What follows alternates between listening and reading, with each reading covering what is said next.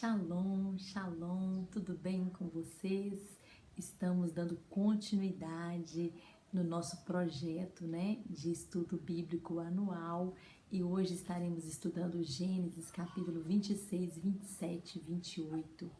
E no capítulo 26, nós vemos a situação, onde Isaac começou a ter uma fome na terra e ele pensou em descer para o Egito, mas Deus falou com ele: não desça para o Egito, fique aonde você está.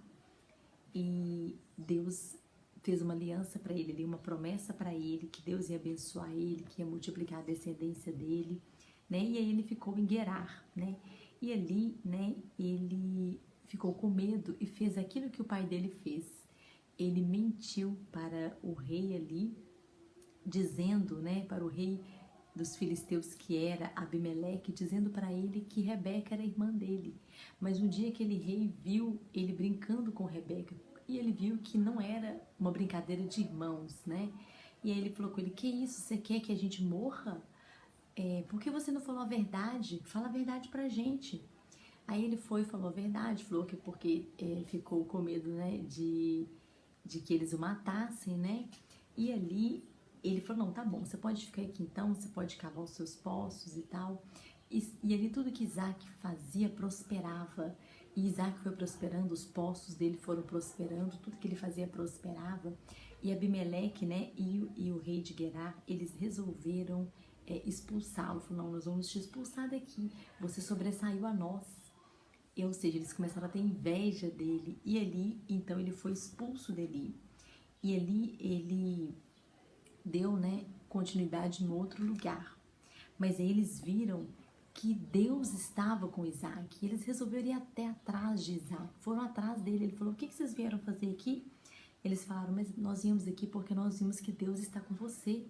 Porque aonde Isaac chegava, o lugar era abençoado, era próspero, tudo multiplicava, tudo era abençoado, porque a luz de Deus estava sobre a vida dele. A bênção, o canal da bênção estava sobre a vida de Isaac. E aonde ele chegasse, ia haver essa prosperidade. E ali no capítulo, no finalzinho do capítulo 26, conta-se que Esaú, ele resolveu se casar com 40 anos. Então Esaú, ele era uma pessoa que tinha muita teoria, Segundo os sábios dizem, ele tinha muita teoria, ele sabia, se você fizesse uma prova com ele, sobre a Torá, sobre a Bíblia, ele ia tirar nota 100. Na teoria ele era ótimo, mas na prática ele não era. Então ele quis copiar o pai dele. Então o pai dele casou com 40 anos e ele disse: eu também vou me casar com 40 anos. Só que eles dizem, o Midrash, dizem os sábios, que ele já tinha uma vida de prostituição, uma vida de adultério. E se você for ver, ele casou com 2 mulheres daquele povo do Hiteu, Hiteu. E essas 2 mulheres, elas foram uma afronta para Rebeca, elas foram um desgosto para Rebeca e para Isaac, porque elas eram rebeldes, diz a palavra do Senhor que elas eram rebeldes. Então, assim, Esaú, ele já começou tudo errado, ele já casou com 2 mulheres, Sendo que ele deveria ter casado apenas com uma. Ele se casou com 2. Então, ele queria, ele tinha uma teoria, mas ele não praticava aquilo que ele conhecia. E nós sabemos, que a própria Bíblia diz que não adianta eu saber, eu estudar, não adianta eu estudar, não adianta eu ouvir, mas eu não colocar em prática. Então, o que Deus quer de nós? Ele quer que nós ouçamos, que nós estudemos a palavra dele, mas que também nós coloquemos em prática.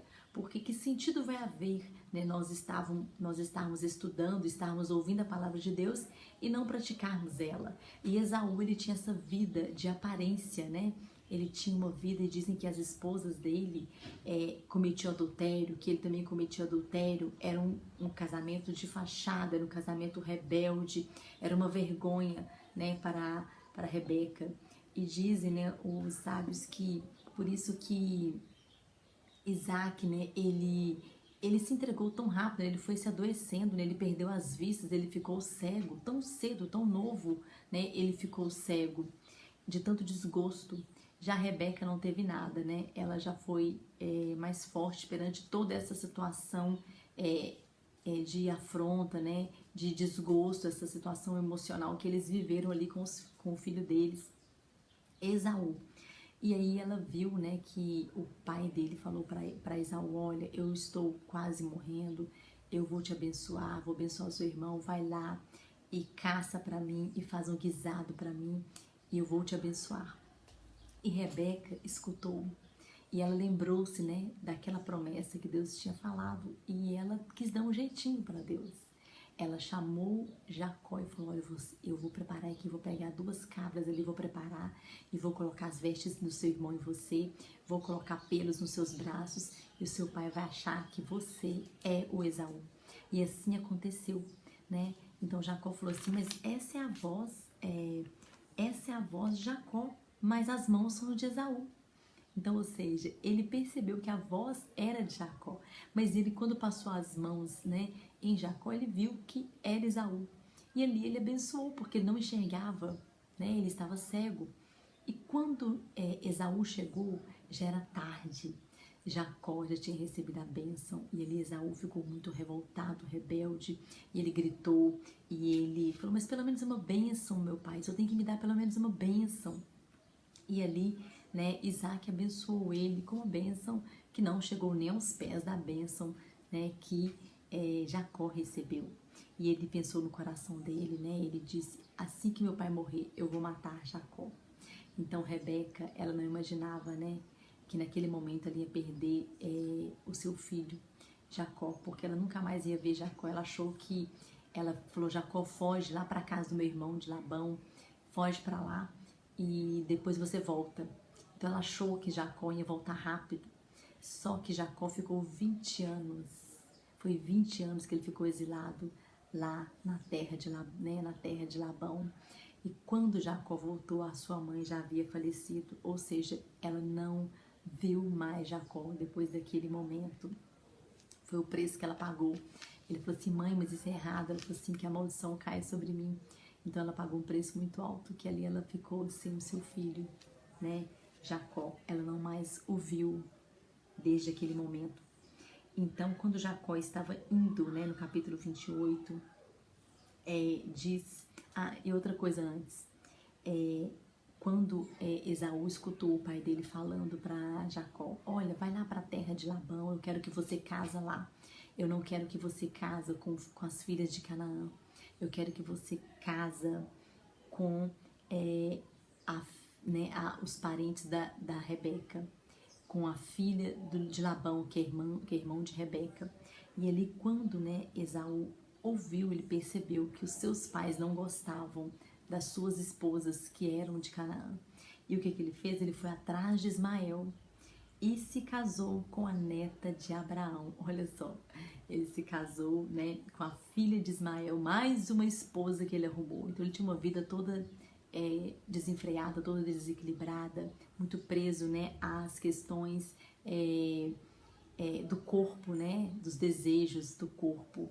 Ele conhecia tudo na cabeça, mas o corpo dele não seguia a cabeça dele.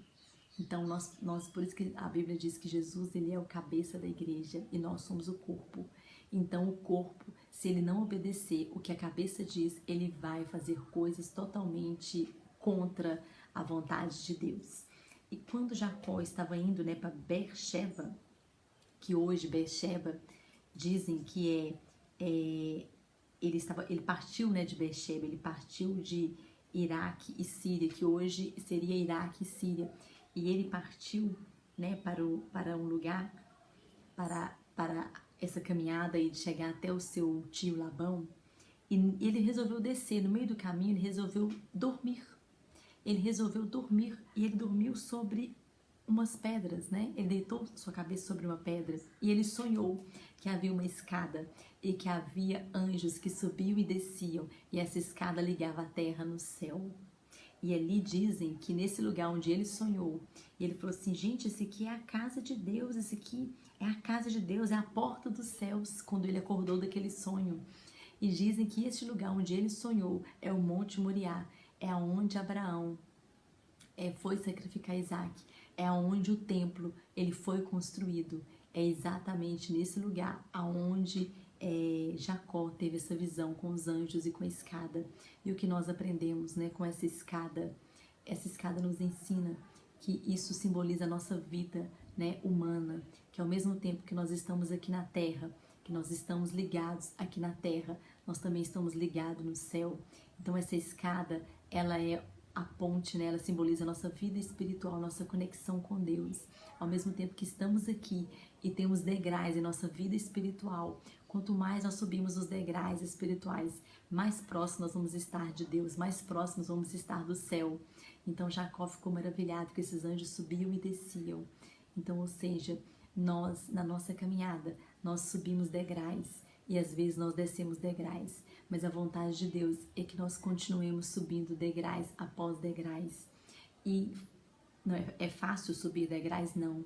Quando nós subimos um degrau em nossa vida espiritual, geralmente não é tão fácil, né? Tem todo um processo para nós subirmos degrau após degrau até nos aproximarmos do eterno. Amém? Que o Senhor te abençoe grandemente no nome de Jesus e que você possa a cada dia continuar subindo essa escada de Deus no nome de Jesus.